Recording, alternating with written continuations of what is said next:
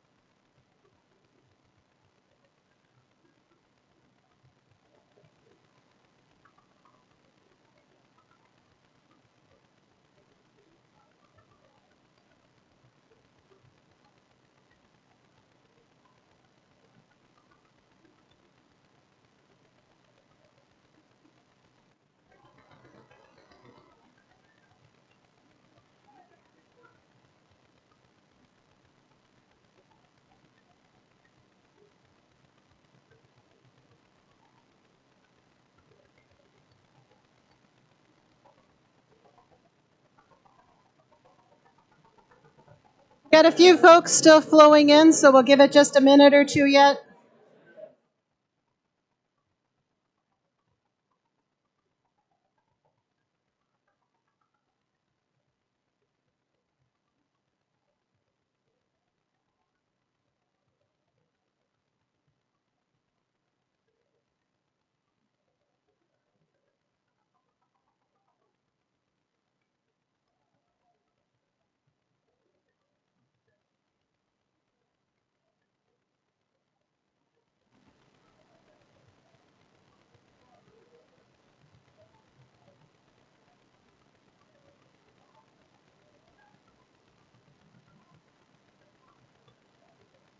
Advancing slides, or will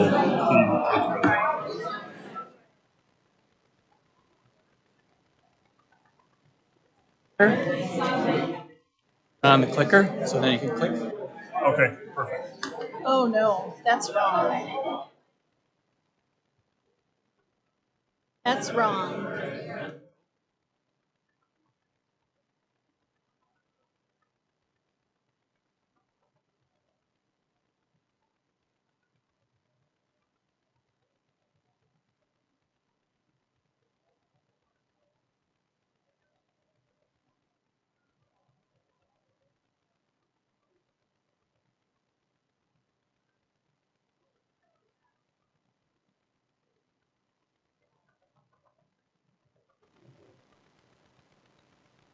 If you want, I mean, you can scroll down. You can start down here, and then we can open it up, and then you can go back up to the top. We should probably start first because leave it. We'll just start right there. Start there. Back. Yep. Back. Yes, absolutely. Oh, no, I'll be right here. Yeah, I'll be right over there. And you can control it. Yes, I can. Okay. So then you'll just have to go back to it. Yep, and then we'll just make sure it's loud enough. Okay, we're going to test. Can folks hear me? Okay. We're going to go ahead and get started. I want to welcome you here. Thank you for coming. It's good to see all of you tonight to get the latest updates on the Kinney Corridor project. I'm Amy Peterson. I'm the Community Development Director for the city. Tonight we have two federal agencies with us, the U.S. Army Corps of Engineers and the National Park Service. They both will be providing updates to their respective projects for about the next 30 minutes or so. We're not planning to take questions during this segment. Afterwards, you'll find staff, Army Corps, NPS, and city staff out here in the hallway and in the training room where you can take a look at some of the visuals that they have some conversations, ask questions, and leave comments. I'll take just a few minutes to provide some background and context. From 2016 to 2018, the Kinney Corridor planning process took place, which culminated in the City Council deciding to go forward to remove both dams and restore the river. It wasn't too long after that, the U.S. Army Corps of Engineers and the city came together around a potential program that could provide funding to the project. The Continuing Authorities Program, or CAP 206, has the possibility to provide 65% of the dam removal and restoration funding up to a maximum federal cap of $15 million. With a projected project cost over $20 million, there is still work to be done. The city signed on with the CAP 206 program in 2023, and currently the Corps is in the midst of the project feasibility study, which we'll learn more about in just a few minutes.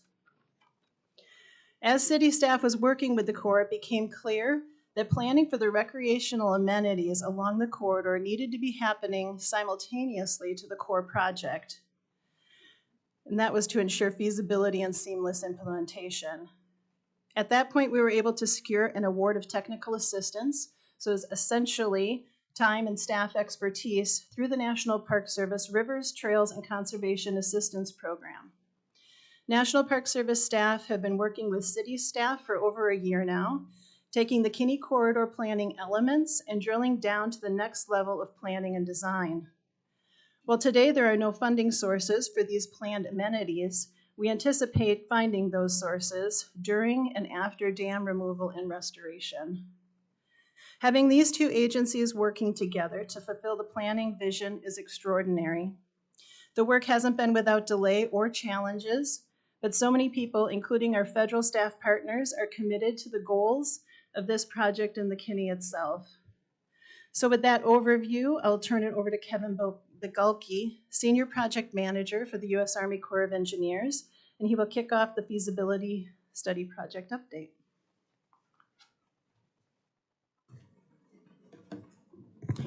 All right, thank you, Amy. As Amy said, my name is Kevin Bogulke. I'm the Senior Project Manager for the U.S. Army Corps of Engineers.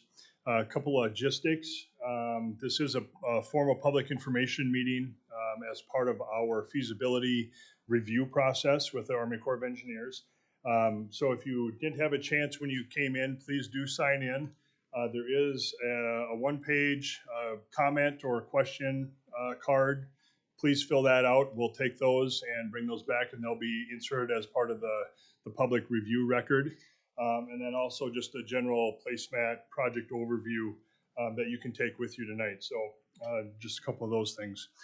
What I'm going to do is I'm going to go over a little bit of the background information about the Kinney project, the program of which it's funded, and then I'll turn it over to Natalie McGlinch, our lead planner for the project, to provide general background information on what's incorporated into the feasibility study. Amy went through some of this stuff. As she mentioned, afterwards we'll have the Park Service in the hallway. Corps of Engineers portion of the project is in the training room. So the study authority, I'll go over that. We'll touch on what the overview and the existing conditions. We'll talk about the alternative development process to get us to the point of the tentatively selected plan, or the design element that we're going to be moving through with the feasibility study. We'll talk about the benefits of that tentatively selected plan, and then the next steps. And then I touched on how to comment. So this project is underneath the Water Resources Development Act. And within that, there's several sections. This particular project is funded under the Continuing Authorities Program, specifically Section 206, which is targeted towards aquatic ecosystem restoration projects. It must improve the quality of the environment as a component of that project. They must need to be determined to be in the public interest, be cost effective. There can be a small portion of recreation that is integrated into the project if it's justified. It can account for up to potentially 10% of a total project cost. At the time, right now, we are actually beneficial. We benefited from Congress's action to increase in the Water Resources Development Act 2024. They increased the federal project share from $10 million up to $15 million. Because we are not done with the feasibility report yet, and in a project partnership agreement to move towards the planning, engineering, and design phase, this project does qualify for that increased dollar amount from 10 to 15 million. The feasibility study, the portion that we're talking about today, is a 50-50 cost share between the U.S. Army Corps of Engineers and the city of River Falls as our non-federal sponsor. And then as we move into the design and the construction implementation phase, that is up to a 65% federal, 35% sponsor share, and then the sponsor is responsible for the ongoing operation and maintenance of the project. I'll touch on maybe going back. So at the time that we started this project, we were working underneath a $10 million federal project limit because of the over $20 million cost of the project.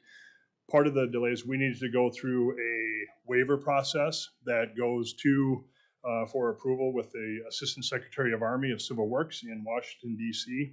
That was approved. So even though the federal share was increased from 10 to 15, we're still, that waiver is still applicable. What that says is that we're able to build a project more than that federal share, but the city or the non-federal sponsor would be responsible for any cost above the $15 million threshold. So the Kinnickinnic River project, known as the Kinney River, a little bit of background. I'm sure you are all much more familiar with it than I, not being a resident of River Falls. 22 miles in length. It is a spring-fed cold water stream. There are feeder creeks, the South Fork, Parker Creek, that feed the main stem of the Kinney. It has a confluence with the St. Croix River. It is a class 1 trout stream. So part of the elements where we're able to justify the benefit underneath the CAP 206 program is that direct benefit to the trout population, and that's one of the main premises for moving forward with the project. The main study area is right downtown River Falls. Not doing anything really above the Lake George area and nothing below the Powell Falls Dam.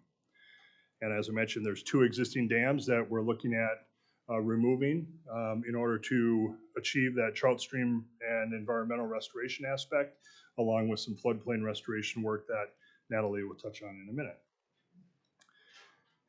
Trevor's going to take over. Trevor Cyphers. Hey everyone, my name is Trevor Cyphers. I am the lead biologist on the project, so I'm just going to touch some of the existing condition right now and look at some of the different sub areas just to get you familiar with it. So first we're going to start upstream. We got Junction Falls Dam, which impounds the Lake George Reservoir. The dam itself generates 1,220 megawatt hours of hydropower annually, and it's still licensed under FERC. And then that creates Lake George. The reservoir itself is rather shallow in depth, and it being on a trout stream is not the greatest thing in the sense that that shallow water can create or increase water temperatures in the summer especially, which then results in low dissolved oxygen, which is not good, both for trout, that increased temperature as well as the low dissolved oxygen. The lake itself has relatively limited emergent aquatic vegetation, and like I mentioned earlier, those two combination of low dissolved oxygen and increased water temperature can be fatal and not allow trout to stay in that area, and also cause problems downstream for water quality. Moving downstream, you have Powell Falls Dam as well as Lake Louise Basin. Powell Falls Dam was damaged during a summer flood in 2020, and then the lake was drained to assess the damage, and the city determined that the dam needed to be fixed in order to be used again. So now the gate remains open, and the city surrendered the FERC license in 2022, which leaves us with Lake Louise being a drained basin, which happened in October 2020. And just talking about the stream now through the sub-basin down there, it has limited high-quality trout habitat There's a lot of unwanted vegetation, stinging nettles, that sort of things. There's not hardly any trees along the bank, being that it's like a new riparian area, so there's a lack of shade, which is not great for your trout stream, and the stream banks themselves lack stability. And then the final sub-basin I'm going to touch on is spring ponds. So these are spring-fed ponds that are just west of Junction Falls and north of Lake Louise. The water within them is mostly stagnant. They can experience algal blooms in the summer months especially, and that's mostly due to the outlet structures being partially blocked by debris, and there's limited flow going out of them. And the outlets themselves then connect back to the Kinney, and they're mostly unshaded as well. So after the project team, looked at the different existing conditions, we then came up with a number of study objectives, right? The primary objectives of the project, as well as number of opportunities. The first two objectives were to restore natural hydrothermal and hydrogeomorphic dynamics to support cold water species. And then the second objective was to increase river pool geomorphic sequencing to increase the use and availability of cold water habitat species. So basically, restore the stream and provide habitat, right? And then on top of that, there are three main opportunities we saw. First, increase riparian forest habitat, provide shade to the stream, increase emergent wetland habitat, and finally improve public use recreation. So in order to do that, we came up with a number of restoration measures. So on the left here, we have the main primary ones I already touched on, right? So we have stream restoration being the primary objective, and then forest restoration and marsh restoration being those opportunities. Really, the stream restoration depends on dam removal, which is down there on the bottom. Probably should be on the top. But so the main one, we want to restore the waterfalls behind those dams. And then a lot of the other things are, changing the stream and doing hydrogeomorphic stability stuff. So providing habitat, making sure the stream stays where it is, and providing trout habitat. As for forestry restoration, it's really just planting native trees and then native seeding of vegetative plants. And then finally for the marsh restoration, it would be digging down or excavating to the water table, and then also bringing in emergent vegetation in those areas too. So those are the restoration measures we wanted to look at, and from there we came up with a number of alternatives for the project, and then Natalie is going to talk about alternative development of the project. Thanks. Oh, Kevin's so tall. Hi all, I'm Natalie McGlinch. I was the lead plan formulator for the project, and so I'll pick up where Trevor left off in terms of the alternative development. So we started out this whole process. We had a lot of information from the city. Amy touched on the fact that there was a lot of data that was gathered prior to the Corps even coming into this process. And so the aim was to use as much of that data as possible, along with comments from the public and any other previous studies. So from that review of a lot of information, we were able to determine that there are three main sub areas within the study area. The main, and Trevor talked about this, the main being Lake George, Lake Louise, and the Spring Ponds areas. From there, we kind of mix and match to combine to make the sub areas into various alternatives, so that each alternative that we developed was distinctly different from one another, which then resulted with 7 alternatives, including the no action plan. So really 6 alternatives that would change something along the Kinney corridor. So we'll give you a better visual. I know that a table is not the most ideal way of seeing this, but these are kind of listed out, the 7 different alternatives, the first being the no action plan, Alt 2 including the Junction Falls dam removal and restoration actions up in the Lake George area. Alternative 3 was focused on the Powell Falls dam removal and Lake Louise restoration. And Alt 4 was the combination of the dual dam removals and restoration actions occurring in both Lake George and Lake Louise. And then Alts 5, 6, and 7, those are basically the same as alt 2, 3, and 4, except we add in the restoration of those spring ponds. So alt 5 is Junction and spring ponds, alt 6 is Powell and spring ponds, and 7 is everything. So from this, we had gone through a lot of different processes, analysis on like the core side, apart from the work that the city had done to determine the different types of benefits that we would see from the various restorations and dam removal, which brought forward the two main alternatives. And if you have more questions about the plan formulation process and how we narrowed it down, I'm happy to answer questions. But so after weighing the amount of ecological benefits for the various alternatives, alt 5 and alt 7 were identified as the most kind of bang for your buck in terms of the most ecological benefits for the lowest cost. So alternative 5, if you think back to the table, that is the focus on the Lake George area. This includes that removal of the dam, and then it includes bottomland forest, marsh, and mesic forest restoration all throughout that Lake George area. And then it also includes that spring pond restoration. And then alt 7, again, is kind of that big kahuna where it's got both of the dam removals and restoration actions happening all throughout the Kinney. It connects the whole riparian corridor, and then again includes that spring ponds.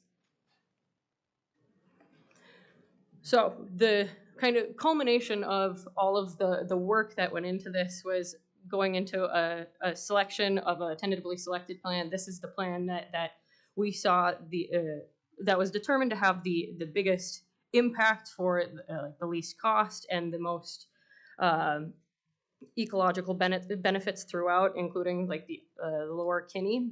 And so this is, again, this is alt 7, so it's that dual dam removal. It includes the restoration in both of the lake areas and the spring ponds. And then the total project cost is just over 24 million. And just a note on that, I know Amy and Kevin had both brought it up, but it is cost shared with the federal government. And there's a 40% contingency with this cost currently. It's being refined as we get more into the strict design elements, but so this will be updated as the project moves forward. So to kind of, in a way, like kind of wrap up all the benefits that we see from moving forward with this tentatively selected plan, it fully meets all those project objectives that Trevor had mentioned before, where it's connecting that whole riparian corridor. We see that there's 13 acres or about 1.2 river miles of cold water stream restoration. It improves the water quality parameters for those trout species, and it provides excellent spawning habitat for those trout species as also. We want to keep it a class 1 trout stream. So going into the opportunities, it provides roughly about 30 acres of riparian forest habitat. As I said before, it connects that riparian corridor. So not only are we seeing a bunch of really good benefits for like both the trout and other species in the area, it also extends downstream, which you don't get if you just solely remove, say, one dam. So it also provides around 3 acres of emergent wetland habitat, and it increases the potential recreation for the local community, which I'm sure we will hear more about. So other benefits is there's an expansion of natural native wildlife. We like to add in as much wildlife, native species as possible when we're implementing projects, and removal of invasive species. So like Trevor had mentioned, the stinging nettles, and it improves the local aesthetics. So in terms of next steps, the public is welcome to read the report and provide comments on the report. As Kevin had mentioned, there's that QR code or the physical comment card that you can provide comments on. Those are very helpful, and they go into the public record just to show the kind of public knowledge or like the public sentiment behind the project. They aren't necessarily used for voting, but they are part of showing how the public views the project. And then if you are physically writing in the comments, there's an address at the top. It's also on those actual comment cards if you're submitting those, or you can also send them to the email that we have listed both on the placemats, comment cards, and I think we have a few QR codes just floating around. So, all right, that is wraps up the core side of the presentations, but I will hand it over to Barrett Steinrod from the National Park Service.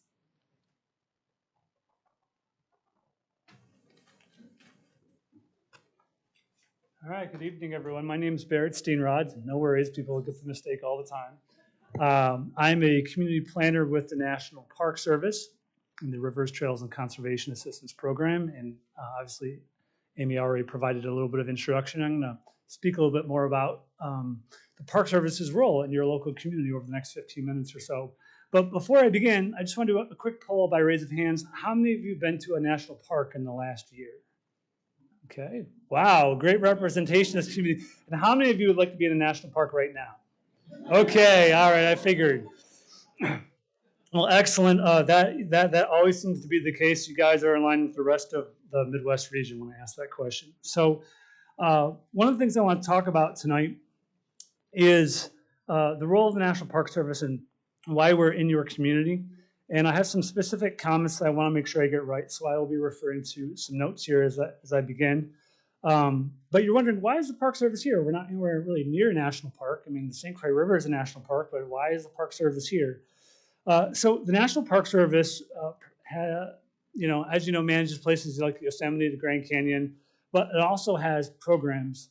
And those programs are there to provide support to local communities on their parks and trails initiatives. And there's a reason for that. And let me read to you the National Park Mission Statement that kind of like provides that authority. So the National Park Service preserves unimpaired the natural and cultural resources and values of the National Park Service system for its enjoyment, for the enjoyment, education, and inspiration of this and future generations. The National Park Service cooperates with partners to extend the benefits of natural and cultural resource conservation and outdoor recreation throughout this country and the world. And so that second half of the mission statement allows our program to come partner with you on your local parks and projects. And that's because Congress and the Park Service view these local initiatives as important as the big parks that you would all like to be at right now. So the program I work in is a no-cost assistance program. We work at the invitation of local communities on their conservation and outdoor recreation initiatives. We work across all 50 states and the U.S. territories. The program is a fairly small program. It's been around for a long time. The origins of this program go back to the Kennedy administration, amazingly. I'm representing one part of an overall team that's been working in your community for the last year. So besides myself, we've got Patrick Lydon who's a landscape architect based in Michigan. We have Alyssa Wethy, who's a specialist in the hydropower assistance program, also in Michigan. They've both been on site here, kind of kicked the tires of the site, but they can't be here tonight. I am joined by my colleague, Holly Larson, over there in the corner. She'll be available to answer questions about the visuals that we've got. She's an outdoor recreation planner. And so our team is here to, at the invitation of the City of River Falls to help move your outdoor recreation planning forward in the way that is world-class locally. So how did this collaboration begin? It really started with a phone call or an inquiry in which the City of River Falls reached out to our program and said, hey, we've got this project. We think this would be a good fit. Amy kind of touched on that.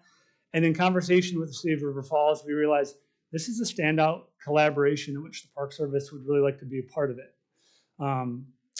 And so that led to the City of River Falls submitting an application. You can see a couple pages from that application up on the screen.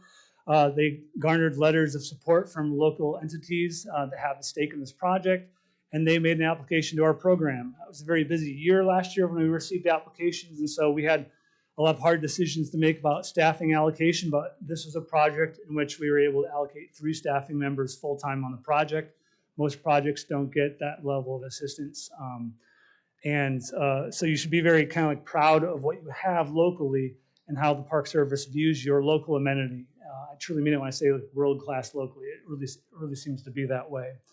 And so from that point of the Park Service accepting the project and moving forward, we started working with the City of River Falls. And the really first part of that was, what are the other documents that you have that we should know about that are going to help us do our best thinking on this project? And so the Park Service team did a deep dive into the Kinnickinnic Corridor Plan. We received updated planning documents that have been created by the city since the Kinnickinnic Corridor Plan was documented. We, of course, got some of the available documents from the U.S. Army Corps of Engineers to inform our thinking. And then we started a 2-day in-person visit where the whole planning team came together, toured the site, really understood what the goals were for the next year, and started working out a work process for this coming year. It's been about 13 months now. Shortly after that initial kickoff session, we did have an engagement session with some students from the University of Wisconsin River Falls. They were involved in kind of an annual effort to catalog science and data on the corridor and the riparian environment. And we felt it would be really valuable to get that student perspective, especially since they had been battling for several weeks the thistle and stinging nettle that were referred to earlier. Data analysis, assembly of data, mapping of data has been a big component of what we've contributed throughout this whole process.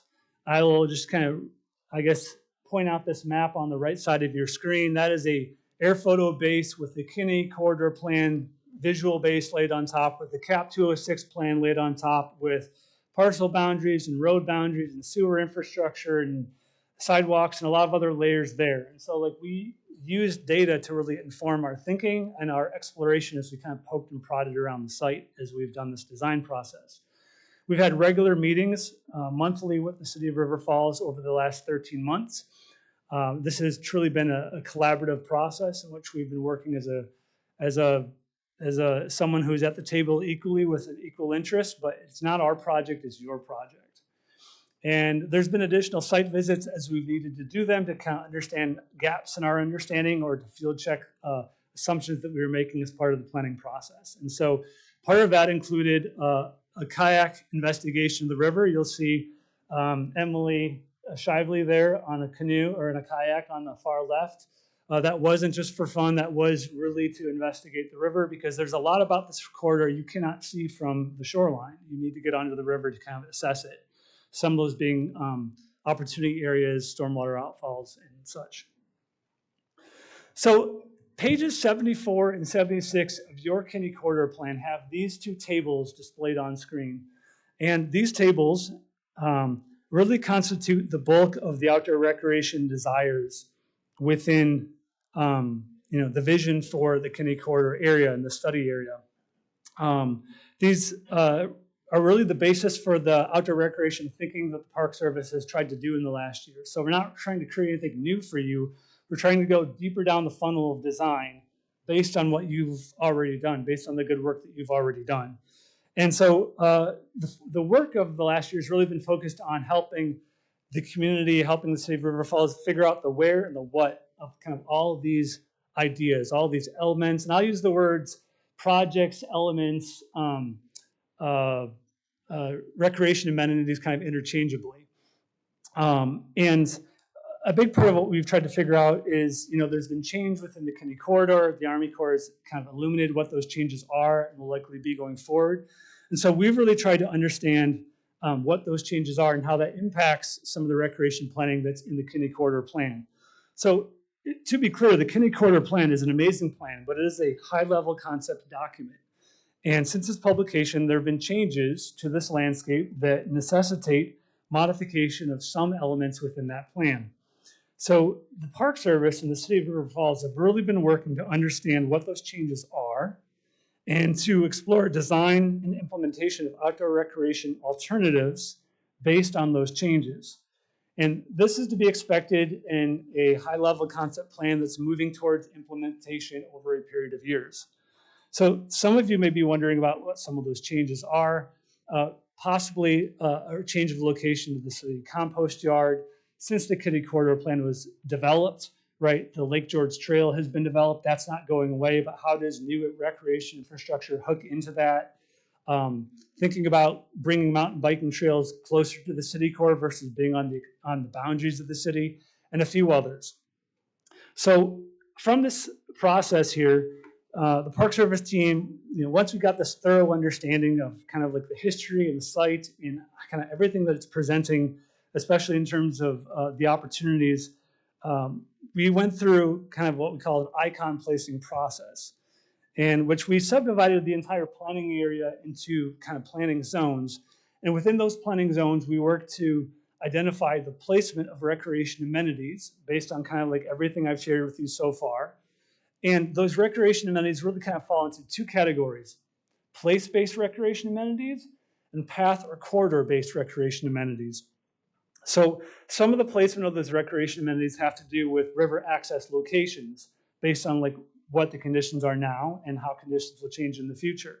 Some are based on existing infrastructure, such as sidewalks or stormwater outfalls. And some are based on interesting quirks of the landscape topography that are either there now or expected to change based on what the Army Corps is, what they're working on. And so on this slide, you can see that there are several images that show kind of placement of this iconography over a large area. Of course, you have the large image on the map. That would be like 22 by 34 if we blew it up. And then some call outs based on that.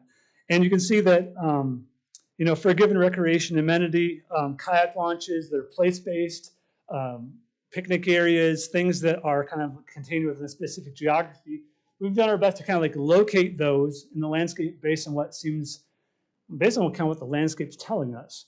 And for amenities that are more path-based, in which you're moving through it, such as a corridor or a trail experience, icon placement's kind of distributed across an area, right? So if you see an icon that's indicating like, oh, a trail here, it's not just there, it's kind of across the wider area.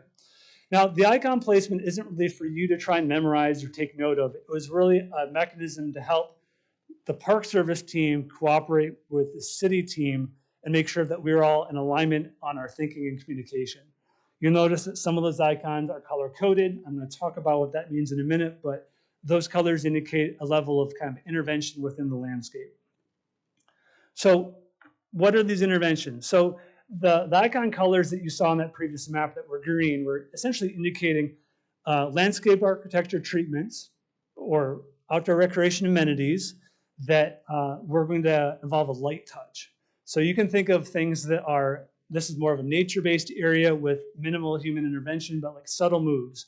So these things might be temporary, artistic, movable elements made of found materials or natural materials, or if they're more curated, materials that like have a home in such of a site.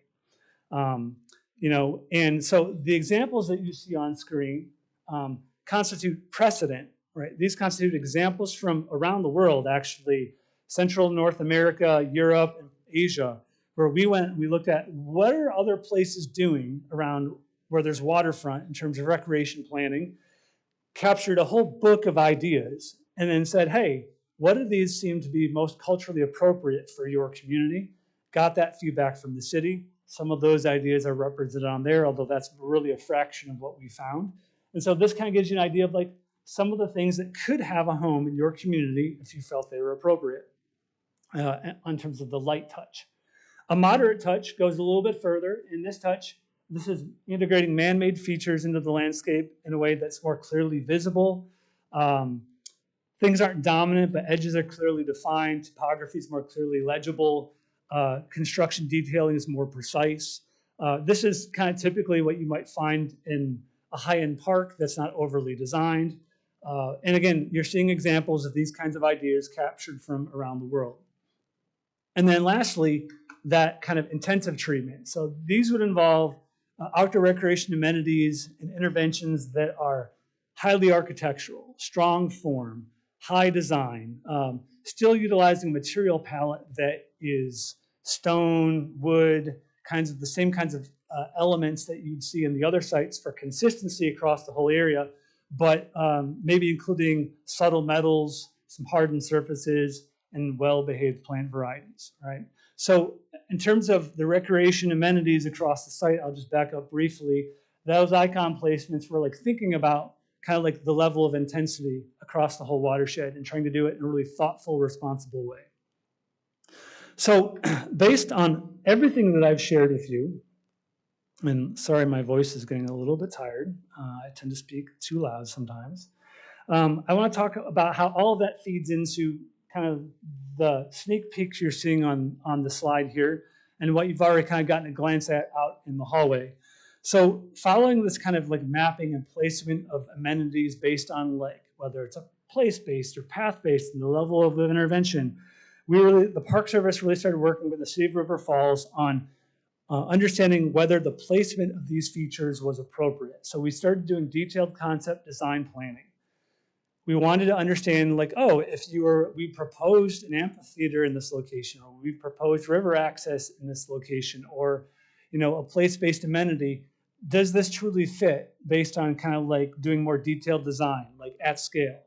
And based on that, we were able to then get feedback, kind of work through those revisions, and like go a bit further in the concept design process. If something was an amenity that was more of a path-based, like, oh, we proposed there being a lot of trails in here. Is there really enough mileage to kind of justify that?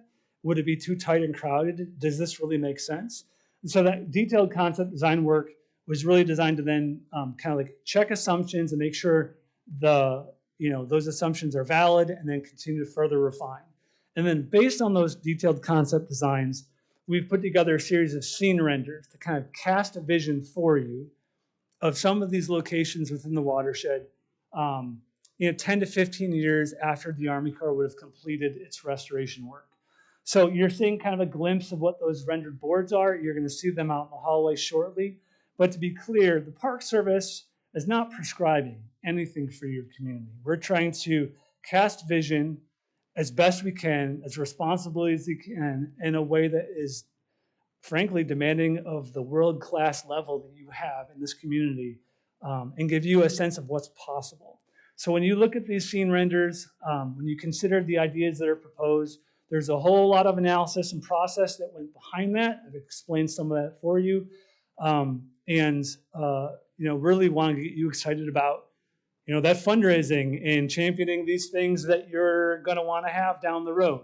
And if any of this needs to change, certainly, it can change. So with that, I'm going to go ahead and hand it over back to Amy, who's going to kind of wrap us up here. I do want to give one shout out to another member of our team who I didn't mention initially. That was a graduate student at Kansas State University, Catalina Huevas. She did a lot of these renders that you'll be seeing tonight. If it wasn't for her efforts, on top of juggling her master's thesis as well, we would have less to look at. So a big kudos to her. And with that, my comments are done. Amy, thanks, and I'll see you out on the floor. Very good, thank you. I want to thank all of the federal partners and for this presentation too. It was an overview. Hopefully, if you have more questions, you can head out and talk to them. I do want to give a shout out to some of the Fisk City staff that have worked on this, and I'm not sure, they're probably hiding out in the hallway, but we've got Emily Shively, our Assistant Community Development Director, Todd Nikleski, our City Engineer, and newly on board in the past 3 months is Brooks Ostendorf, our Conservation and Parks Manager. So you'll be meeting with those folks out in the hallway too. So from here, I'll let you adjourn. Park Service is in the hallway just out here. Army Corps is going to be in the training room just on further, and you can flow through, talk with federal staff, city staff. We're there to answer your questions and anything that you might need. So thank you so much for coming and being here tonight. Thank you.